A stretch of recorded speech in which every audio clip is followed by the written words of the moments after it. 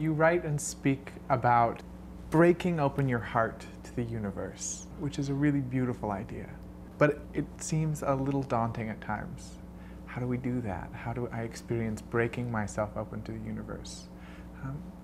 What are some ways that on a daily basis we can kind of continue that journey of breaking open? The poets are my favorite theologians, and Rumi writes that the religion of love is like no other, and I just adore that. Love is not possible without being vulnerable, and with vulnerability comes the possibility that we will have broken hearts or shattered hearts. And so where does that connect? Because we're made for goodness, we're made for love. It is the greatest question of the spiritual journey, to travel deeper and deeper into love. And yet we know that it's true that we often live with what seem to be guarded hearts, protecting ourselves, perhaps protecting the hearts of others, as if we think we can ever do that. And we live within these confines of so-called normalcy and expectations that other people have for us. And yet we find that our hearts are wounded and broken. And so what do we do with it?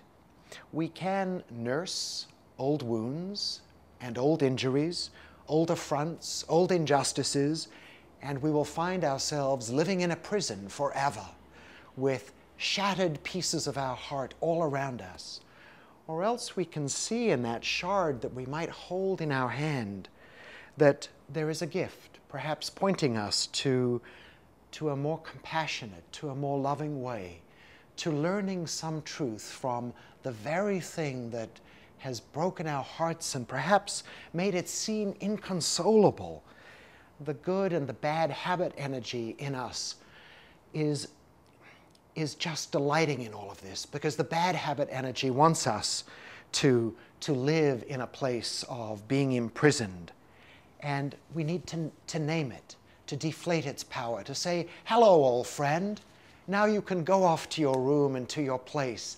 And the good habit energy allows us to be mindful that, yes, there is a gift in moving into new and deeper understandings of God, who is already in our hearts which are broken, but in the healing of those wounds becomes a much stronger, a heart that is much more capable of loving even more generously.